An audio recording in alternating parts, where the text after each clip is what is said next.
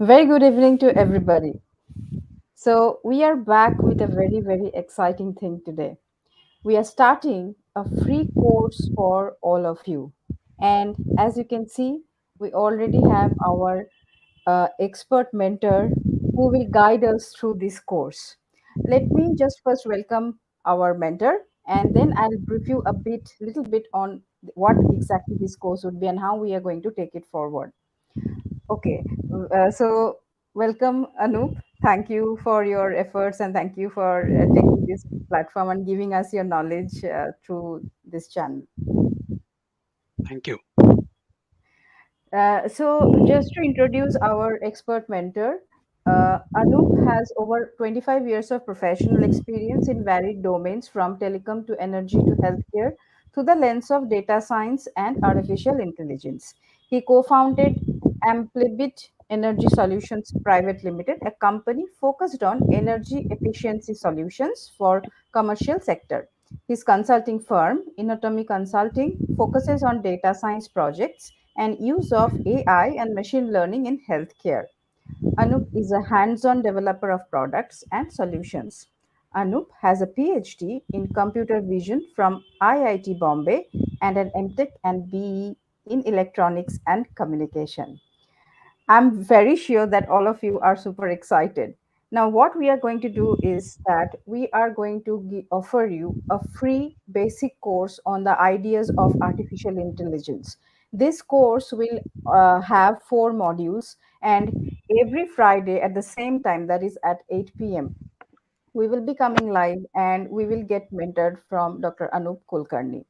Let, I will just give you a brief idea about the modules that we will be covering. So, the first session, that is today, Anup will be talking about what is exactly artificial intelligence. Then, there's something called as supervised learning. So, we will talk about it in the session 2. Session 3 would be unsupervised learning, and session 4 will be on neural networks. Well, all these terminologies at this moment might sound some buzzwords like to you, but I'm very sure that with this expert mentorship, it will be it will come as a liquid flow to all of us.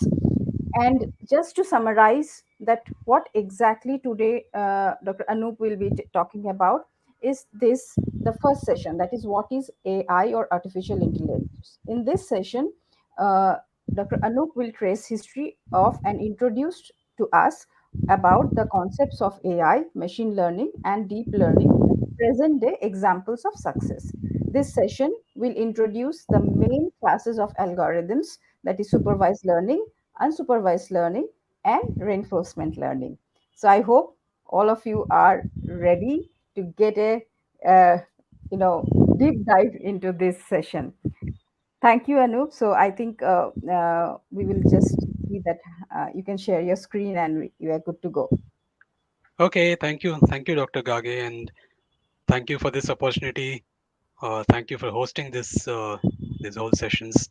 It's nice to be connected with different communities, and dentistry is something I don't claim any expertise in. It's all your area, but I can bring in the angle of what artificial intelligence can do, and then maybe together we can together in the sense not just us but the entire Yes, community who's listening here will absolutely. will try to create some kind of use cases. We will see how much we can go ahead in terms of implementation, etc. But the idea is really to first understand all of this. So thank you for this opportunity and happy to be here. My So let pleasure. me start sharing my screens 1 second. Yes. So, in the meantime, if you are here, to all my audience, please give a round of applause to our expert mentor, Dr. Anup Kulkarni. In the comments, you should all be uh, congratulating Dr. Anup for because he is a very busy man, but bringing him on this platform, it's a real pleasure for all of us. So, make best use of this opportunity. Okay, so Yeah, Anup, thank you. the screen is Thank you. visible and Thank you very much. stage is all yours. Thank you. So over the next half an hour or so, and that would be the duration for all the next 4 sessions, as you mentioned, in over the next 4 weeks. we will try to kind of make sense of what artificial intelligence is and how it can be helpful in dentistry. So, for want of better title, we came up with this title called AI in Dentistry, and we'll basically run through this theme over the next 4 weeks. Now, this is an introductory series, as you mentioned, so there will be 4 sessions, and you already introduced these sessions, so I won't go through them. Now, one thing I want to do is as we go through, I will be giving you examples, especially today. I will not be giving you any example from dentistry. I will be just giving you a landscape of how this space has panned out in the last few years. And you are the people who are professionals, academicians, or students, or whatever, have crazy ideas about how it can be applied in dental situations, things that you see in your clinics, or you expect, or you hear from your fraternity when you discuss with them. So I want you to kind of not look at these sessions as just one on like just reading the lines along the slides as I go, but as I give examples, I would like you to kind of see if you, how you can relate that to an example in dentistry, and maybe submit your whatever idea it is. And I've created a Google form. We'll be sharing this link, so don't fret over a non-readable link, but we will share it in this in the comment section, and also through the emails and other fora. And this link will be active over the next 4 weeks, as and when you hear a new session, new ideas. I would like you to spend some time offline, not right away. The link will be available 24/7. So I would like you to kind of think of whether you could imagine a situation which I've giving an example of, which is currently not related to dentistry, but how you can relate it to dentistry, for example. And then what the plan is to we'll kind of pull in all these ideas and then kind of come up with some collective problem statements, which will be your contribution to your field. I will be just a facilitator in that sense, right? So that's the plan on sharing of your ideas. I have made the the identity or your identity mandatory to enter, but don't worry, I'm not going to make it public. Your idea will kind of just get shared eventually. Okay, so let's get started on the first session without much further ado, and let's talk about what is artificial intelligence, machine learning, deep learning. Some of these phrases you would have heard, some of these acronyms you would have seen in some media outlets and stuff like that. So what is it? And when we spoke about, when we had a very brief session of a couple of weeks ago, uh, I did mention that to me it is really branding all the way down, and that is the way I like to introduce AI, machine learning, and deep learning with a little more detail than we spoke last time, because I didn't have slides that time. So what I'm going to do is I'm going to give you a history of time, very brief history, a very biased history because it is my view of how it panned out. It's also a blurred history because I'm not going to give you every event that happened, but important events that happened in the history of mankind, which have enabled AI to reach the level we have reached today, and we have no idea what is in store in future. Then I'm going to give you an example of a very uh, non-technical introduction to how what is a typical AI program.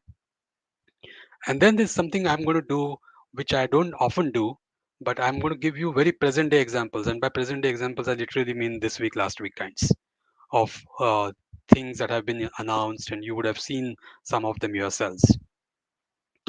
So, what is AI? We like to believe that it is some well formed black box to which you pose your problem and it gives you a solution. The unfortunate part is it is not a very well formed shape. It's more amoeba like.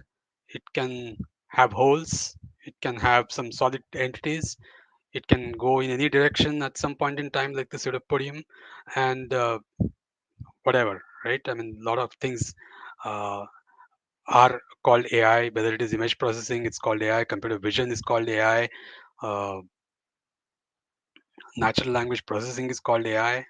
There is no end to what is called AI. So how do you track progress in a field which is so evolving? Right? It's difficult. but you don't do it through conferences and journals, etc. You don't do that way. You can also look at YouTube videos, but maybe you can attend some online courses, but not again, because uh, the field is just too rapid.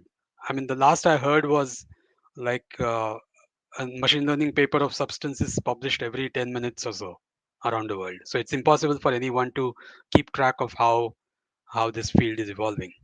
So Twitter is your savior, or at least that's the only platform that I know of which can give you uh, some kind of tab on how the developments are happening.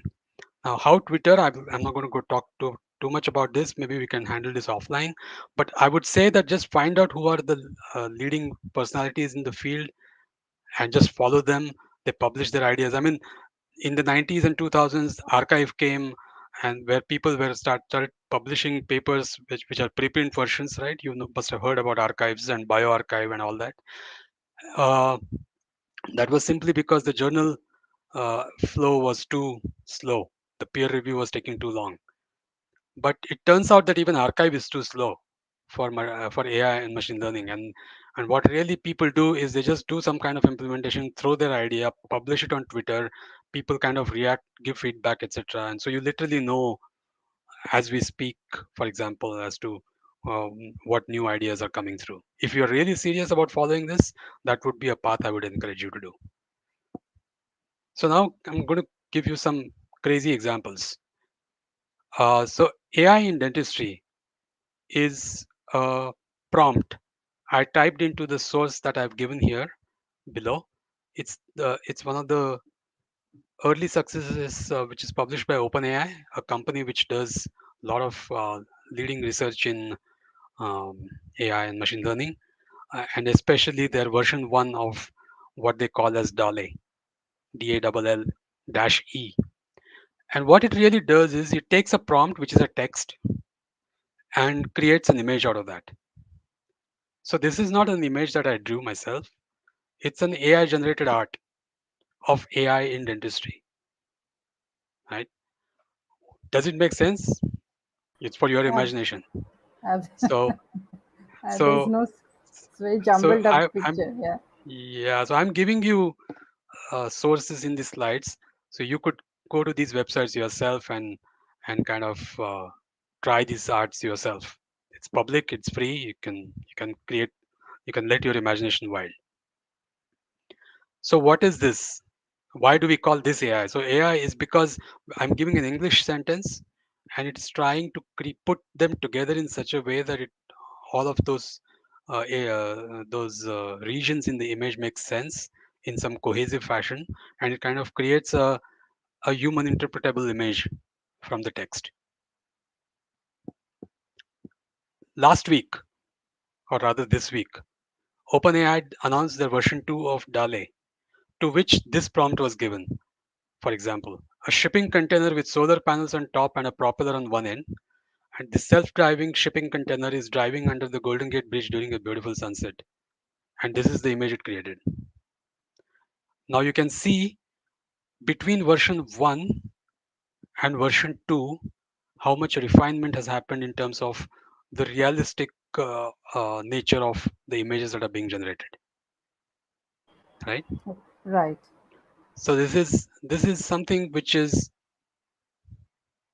doable, and I now tell you to think of the form and the ideas and start relating these examples in dentistry and see if you can, even if you have to create a dentistry art or an AI in dentistry art, for example, something like that, what could be the prompts that you would be giving? Think of them and submit your ideas. Now it doesn't stop there. There is something called as uh, an algorithm by which you can generate images of humans, which are very realistic images of people who don't exist. And there is literally a website for that, and the website is thispersondoesnotexist.com. Now if you go to that website, it will give you at that point in time a new image, which will not be like this, it will be something else, of a person's face, and that person does not exist. That art is created by the AI. It looks so realistic as you see it, every feature by feature, hair by hair. It looks very different. And towards the end of the presentations, I'll show you how the progression has actually happened. Now, I don't know if many of you know about her, but she's one of my heroes in sciences. Rosalind Franklin. She looks like a Hollywood actress, but she was a rock star anyways. Rosalind Franklin was famous for the famous plate 2051, the X-ray crystallography, which led to the discovery of the double helix. Many people believe that she should have got the Nobel Prize instead. Many people at least believe that she should have got the credit for it. Neither happened, but she is Rosalind Franklin and one of the pioneers in the field. Now, there is this website which can take this image. I mean, I gave this image to the website, but you can give any image of your old picture of your uh, grandparents or anything that you have. And what it does is it takes this static picture and converts it into a 15-second video. And I'm now going to go and play that video for you. And this is the video of Rosalind Franklin created by this site called myheritage.com, Deep Nostalgia. This is It looks amazing. real. It looks very real. It looks, and what it has really done is it has given whatever picture you give, it kind of measures the distances of eyes to the nose and mouth, how wide the mouth is, how the smile is, etc., etc., and kind of comes up with some kind of an interpretation of how this, how each frame for each second should be created, and creates those uh, different frames and just plays them out as a video. You should try it. You'll have a lot of fun trying this. Think again of where you can apply this in dentistry, for example. So what I had shown you when I told you about this person does not exist.com, had shown you um, the output of what is generally called a class of networks which are called generative adversarial networks, or for short GANs. We'll talk about them maybe next Friday, or maybe a couple of weeks later. But this was a technique which was uh, invented in 2014, and what you see on the left is the image of the person that was created in 2014 using this technique, and you can see how blurry, gray, and how, I mean, it had basic human features, all right, but it was nowhere close to a real human face. As you see the progress through each year, you can see how the level of detail started getting better and better. 2018 By 2018 you could already see wrinkles and stuff like that being generated uh, by by GAN networks. And if you go to thispersondoesnotexist.com, you will get a 2022 version of how faces are really generated, which one of the examples of which I showed you. Many artificial images have been created, and this also puts in another angle which I'm going to keep talking about every week, which is the angle of ethics and bias in AI, and what you should worry about. It's fine to get technologically enchanted, but we need to understand whether the society will make uh, an incorrect use of that technology. And there are lots of, I'm hearing stories of LinkedIn pages of profiles of pictures where people don't exist. I mean, the companies have to give out uh, notifications saying that this person is not on their roles, etc. But it sounds all very real and realistic. These are almost like Hollywood stars that you can create images of, and they just simply don't exist. Then you can do something which is very unique. I'm calling it image maths. It's not called that in AI. It's basically called something as embeddings. Uh, and I didn't want to deliberately introduce that term, but I wanted to kind of keep it simple. So here's an example. You give it an image of a man with glasses. You subtract man from that. So this is basically implemented in some kind of vector. So don't worry too much about how this is implemented, etc. But there is some representation which is not just the image, but we know what is an representation of a man. We know what is the representation of glasses, for example. So we subtract the man from the glasses. So what you're left with is the glasses, right? Then that you add to a face of a woman, and what you get is a woman with with glasses in different poses. There is something again which can be done very easily using the same generative adversarial networks. There's something else you can do which is called style transfer. Now, style transfer is this is an image you know very well, Mona Lisa, but you can transfer different styles of paintings, like Claude Monet style of painting, for example, or something else, and you can generate a new painting. Who owns the rights to this? Who knows? So always worry about the ethics part on this. So there are more examples. I'm not going to talk about these now, but let me come to the definition of what I want to give you as what is AI. If you Google what is AI, you'll probably get one of these images. This is actually taken from a Google search, right? Where you will see that the biggest square is or the rectangle is the artificial intelligence of a subset of it is deep learning, a subset of that is machine learning, a subset of that is data analytics. But I'm not going to give you that view because it's not explanatory. So now this comes to my style of introducing, which I said I'm going to give you a brief history of time. Here it is, and branding all the way down, I said, and I've already given you a clue of what this image actually represents. This is a picture, an anecdote of which exists in the book Brief History of Time by Stephen Hawking, and the phrase is it's turtles all the way down. And this there is a movie by this name, there is a series by this name, there's a book by this name now. Turtles all the way down really is an anecdote which you can read from the book. I'm not going to explain. If we had probably a couple of hours of workshop, I would have probably explained the full text of that, but not now. So, so the idea is that Earth stands on the back of a tortoise, and then where does that tortoise stand on? It stands on the back of another tortoise, and so on. One second. Sorry. So the phrase is turtles all the way down. So taking that phrase, when I said I'm going to give you a brief history of time, it was intentional, the choice of phrase, because I'm going to give you the same title that Stephen Hawking used, but I'm going to use branding all the way down, for example. And branding is something which is very powerful. You know, if you have not been uh, long enough alive as much as I have been, you wouldn't have probably known how Windows looked like in the early 90s, how Google looked like in 97, how Pepsi and Coke have kind of evolved over a period of time. But these are their logos, and the branding is required because you need to rediscover yourself every time to keep yourself relevant. And that is the history of time that I'm going to talk about. Again, a reminder, it's a very biased one, blurred one, and a brief one.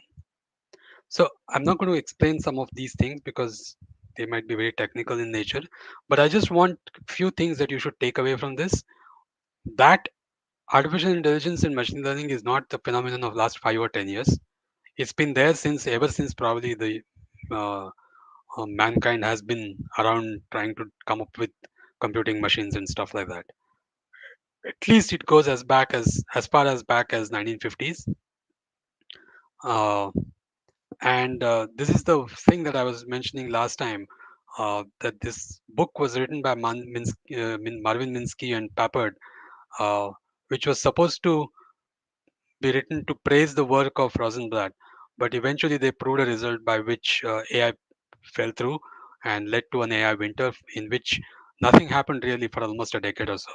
Then, of course, in the late 90s, you know about Deep Blue, which was Tesla's IBM's program, which beat Gary Kasparov, which is why it became popular. And then came 2006, where Bengio, Lecken, and Hinton kind of started talking about some another revival in this field. And then came the ImageNet moment, and I'm going to talk about ImageNet moment next week. But talking about branding, in the 1950s, it was called AI. Then they said that this AI winter has hit. We are not able to get any fundings, etc. So let's re-christian it as machine learning. And they started specifically solving uh, small, specific problems rather than trying to come up with the logic of a human mind, which was kind of thought to be too complex at that time. It's still considered complex even today. Then in the 2000, early 2000s, the came data science came, and then Bengio, Lekun, and Hinton in one of the NeurIPS conference, it was called NIPS at the time, in 2006, introduced this term deep learning. Uh, and so what has happened is deep learning has caught up a lot. There is a bit of machine learning, there's a bit of AI, there's a bit of deep learning in many of the things that you hear today. But what has happened is because people already started calling DL as a part of AI or ML as AI and started using these terms interchangeably, we needed to coin a new term, which a new brand, so to say, that kind of takes us back to the 50s where we wanted to develop something which a machine kind of thinks and reasons like a human does. And because AI had already become ML and DL, a new term was called, which is AGI, or artificial general intelligence. And it kind of takes us into the same vicious circle. I hope there are not going to be more of these black pins if we talk about the same slide 5 years down the line. But that's what it is. The timeline has, of course, not stopped at 2012. I give you an example of generative adversarial networks. They were introduced in 2014. In 2017 came the new architecture, which you would have probably heard this term a lot, transformers. It came from a paper whose title was "Attention is all you need."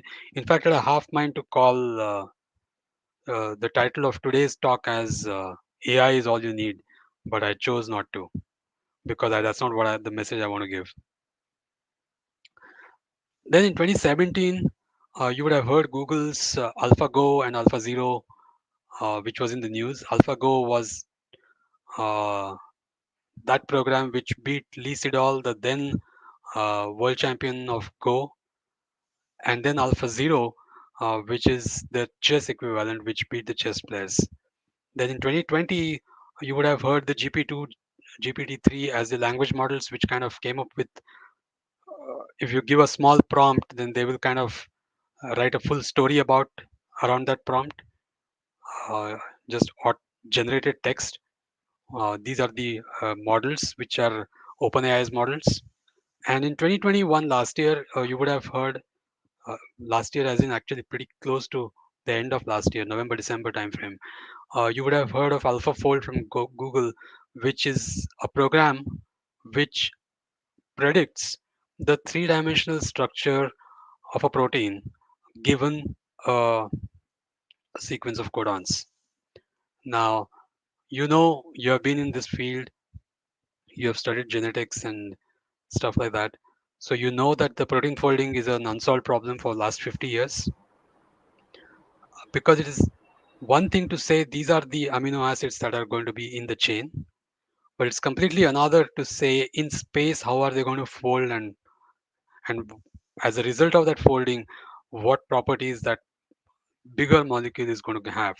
It's an almost impossible task to predict. There have been many efforts on this. Again, it's a lecture by itself. Uh, but I'm not going to go into too much of details. But the results were so promising from AlphaFold that people are actually there is a clamor that AlphaFold as a program itself should get the Nobel Prize. I mean, it's that kind of a discovery because because Google claims that they have solved the protein folding problem. We will see. So, what has changed in last few months?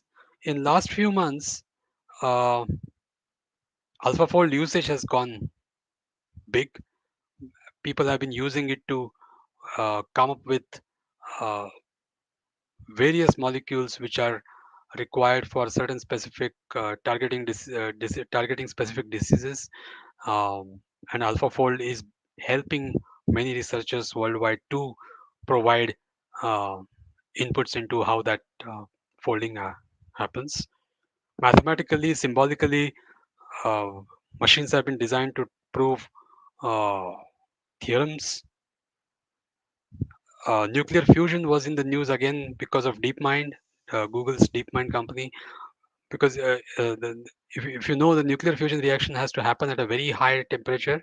It is so high that if anything touches it, then the plasma kind of uh, burns the object. Now you don't want that to happen.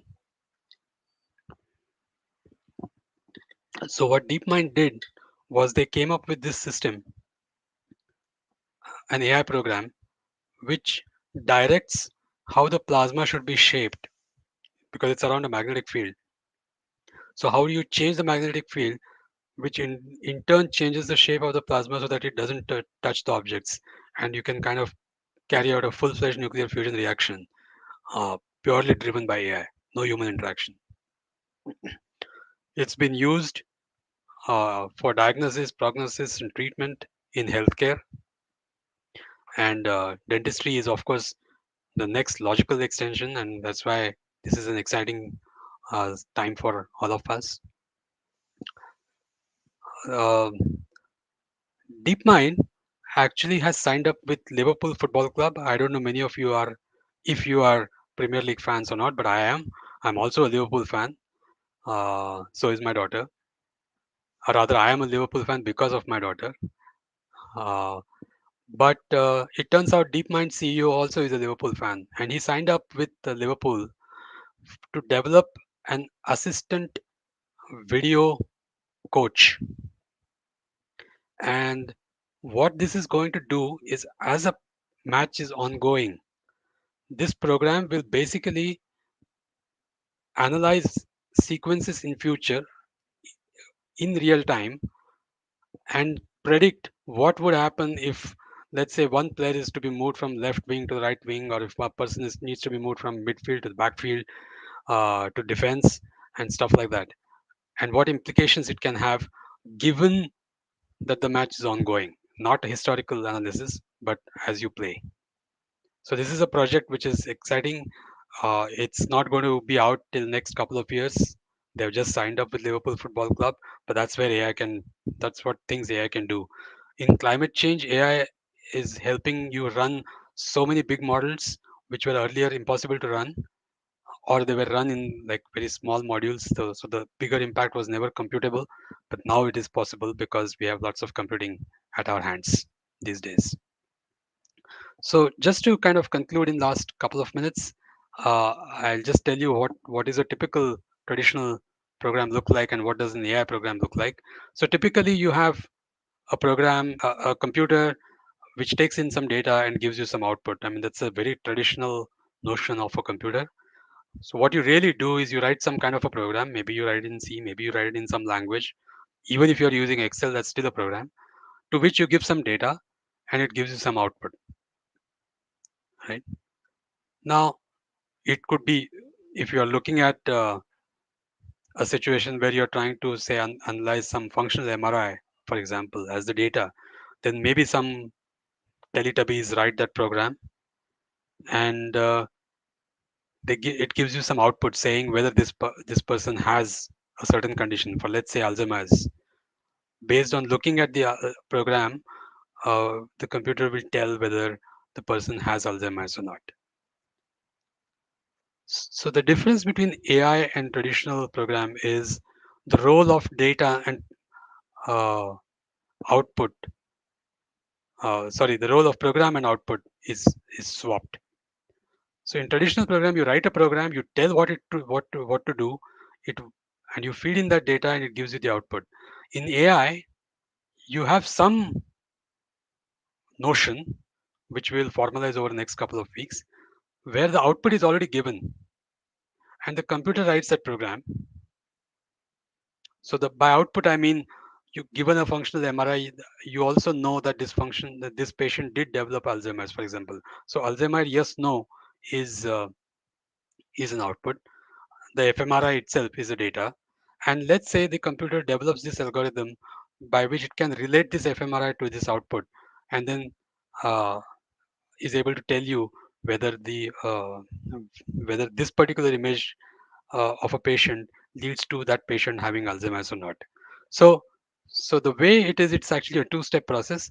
You have data, and you have program, and then that is the phase that is typically called as a training phase, where you generate an output, you generate an ML program or an AI program, and then what you do in testing phase is you give it an unknown, unseen functional MRI, let's say, of a patient that the program didn't see at that time, and then using that program and the new data that about which it does not know, it will give you a prediction saying whether this patient will develop Alzheimer's or not.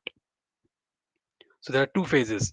One is you give a bunch of functional MRI images and say for each of this image whether the patient developed Alzheimer's or not, yes or no, one or zero. Then then the AI will basically write some function mapping which maps these MRIs to the output, right? And then let's call that the program. Then to this program we give a new MRI image which the program has not seen before, and then based on the pattern that it saw in the data in the examples that you gave, it will try to relate to that and predict whether this particular functional MRI of a patient indicates that that patient is going to develop Alzheimer's or not. So there is a training phase and there is a testing phase, and we'll talk about this next time. So just to conclude in last couple of slides, I just wanted to talk about the AGI and the couple of uh, things that happened in the last 2 weeks, literally. Halicin, of course, is last year's. So there was an entire program written by a team from MIT. It's a machine learning program which led to a discovery of an antibiotic called Halicin, and this was entirely predicted. This was not out of the standard wet labs techniques that people had been using. It was not even a standard candidate of a molecule to be used for targeting, but the machine learning program said that this is the best molecule, it turns out, using graph neural networks, which is another field subfield of AI. And it turns out that Halicin actually does wonders when you operate it. Right now it's tested against bacteria and yeast, and it seems to be doing very well. I gave you the example of Dalate version 2. Uh, there is another program which was in the news in last uh, few days called Palm from Google. And my apologies to Google. The A should be small. That's the branding. So capital P, capital L, capital M, and small a. And what it really does is it claims to reason. So the standard mathematical statement problems from a school textbook, two examples of which are given here, and the green text is what the program actually outputs, and it gives you not only just the answer, but it tells you the logical reasoning that it went about by breaking down the question into specific parts and stuff like that. Again, imagine how you can apply this in your dental profession. But one last few seconds, uh, the road to Asia, I think, is going to be through artificial scientific discoveries.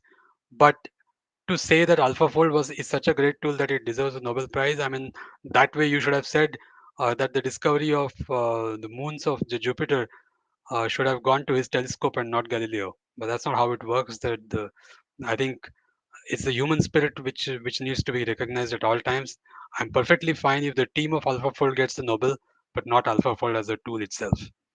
There are many other examples of Leeuwenhoek's microscope, stethoscope, all these tools, but the people have got the credit, not the tools themselves. They're useful, and so is AI, just a tool.